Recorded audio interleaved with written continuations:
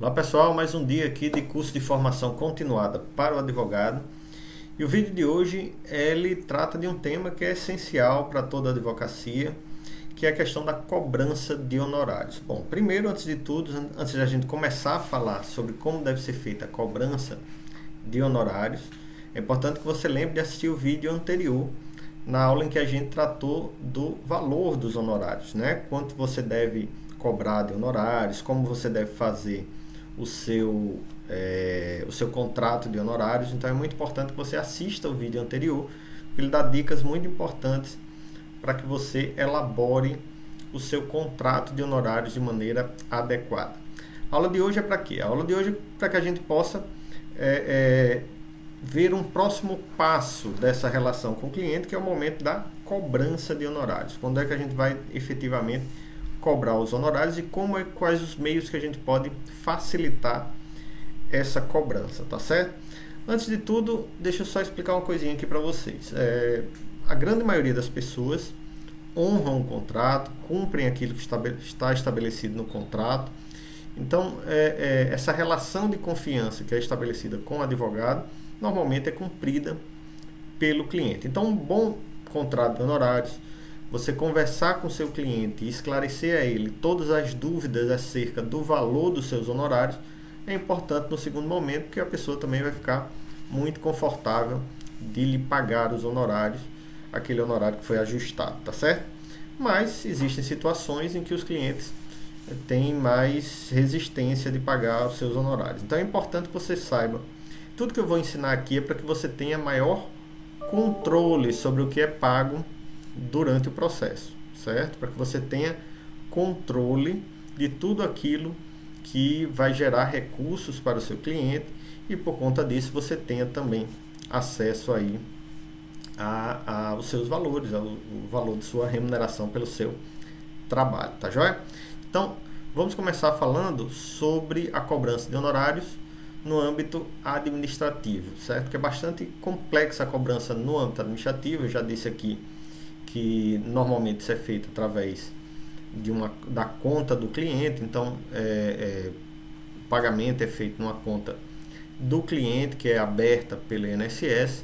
Então, o advogado muitas vezes não tem tanto acesso assim a essa conta.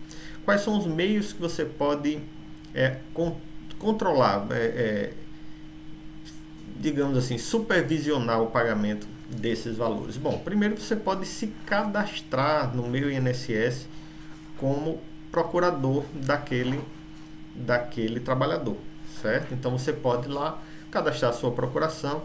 A questão é que a procuração lhe dá poderes apenas em situações excepcionais, certo? Quando a gente tratar da advocacia no âmbito administrativo, eu vou colocar inclusive um modelo anexo a essa aula, onde esse modelo ele é seguido, né, tem que ser preenchido, e lá você observa que a procuração ela atende a uma necessidade específica do seu cliente, a impossibilidade de locomoção, a impossibilidade de estar presente para efetuar o saque de um benefício, para fazer uma prova de vida. Então, a procuração serve em duas situações basicamente: quando a pessoa está em viagem para o exterior ou quando ela tem dificuldade de se locomover. Então, a grande maioria dos casos não é assim.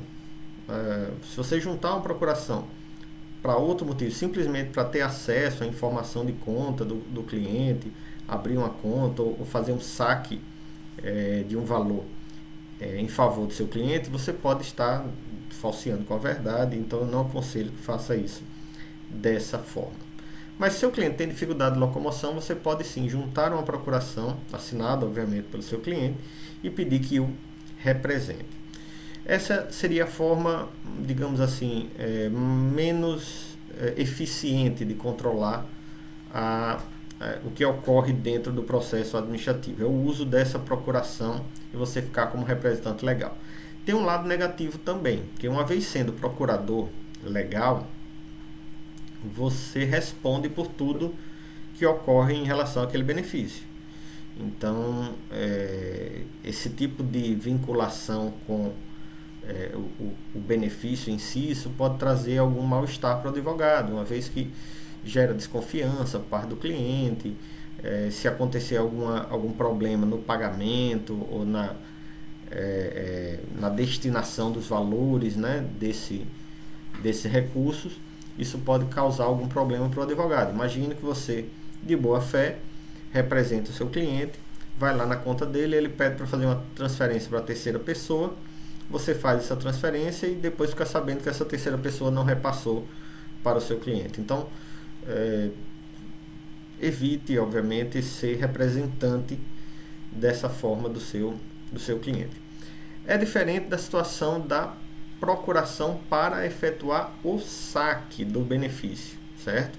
Essa procuração para realizar o saque do benefício, ela pode ser feita independentemente de você estar cadastrado no INSS. O cadastro no INSS lhe torna representante legal dessa pessoa.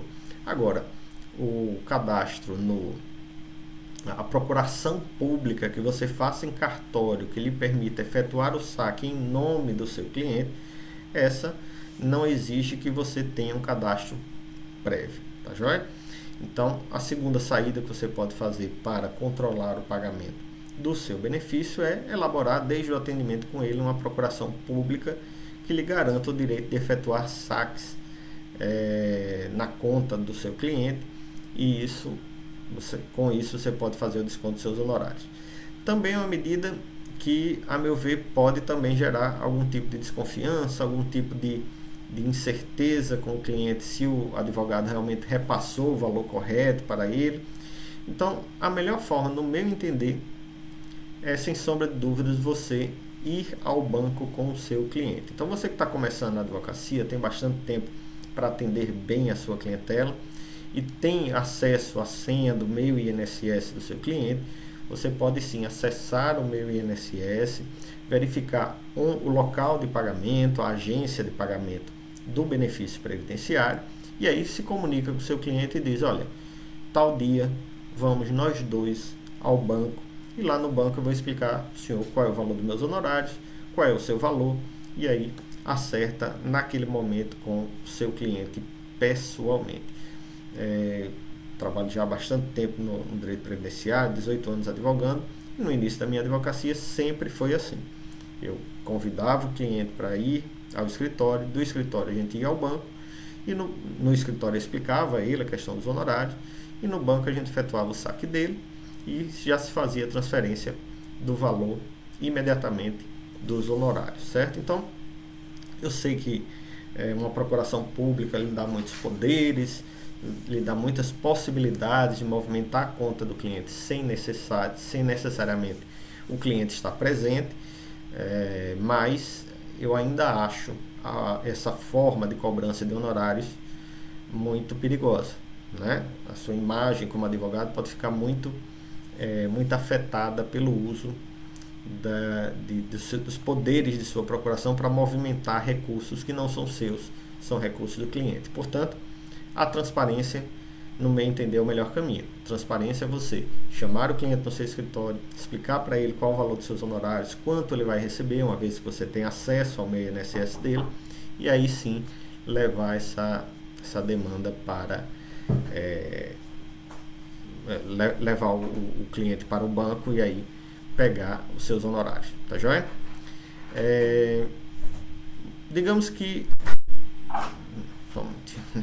parar aqui. Ok, então administrativamente é isso que eu queria dizer aqui para vocês. Nós temos essas três formas de cobrança dos honorários. Você pode cobrar através de você sendo representante legal e por isso podendo movimentar a conta do seu cliente. Você pode usar uma procuração pública específica para realizar o saque desses valores em nome do seu cliente, mas você pode também utilizar essa forma que eu acho mais transparente, de chamar o cliente ao seu escritório e lá no escritório explicar toda a situação e juntos irem ao banco efetuar o saque desses valores, tá joia? Até porque lá no banco você consegue também resolver alguns problemas com relação à documentação, esse tipo de coisa para o cliente que muitas vezes é importante e o banco pode ter uma dificuldade de comunicação com a clientela, tá joia? E no âmbito judicial, como é que é feita a cobrança dos honorários no âmbito judicial? Judicialmente, o controle sobre o processo é maior do advogado. Então, ele tem duas formas que são mais eficientes de se realizar essa cobrança de honorários. A primeira forma é simplesmente juntando ao processo, na fase de execução, na fase de cumprimento de sentença, o seu contrato de honorários. Então, você pode simplesmente juntar ao processo seu contrato de honorários para que seja feito o destaque dos honorários em seu favor. Então, você já avisa ao juiz, diz, olha, do valor do cliente tem um valor de honorários contratuais. Importante, isso tem que ser antes da emissão do precatório ou antes da emissão do RPV. Sendo antes da emissão do precatório, antes da emissão do RPV, o próprio precatório, a própria requisição do pequeno valor, já vem com destaque dos honorários. Certo?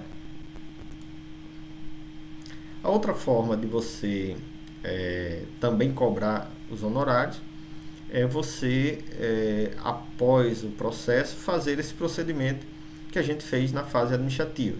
Também de posse das informações do RPV e do precatório, ir com o cliente ao banco e lá no banco realizar as transferências que são necessárias, certo?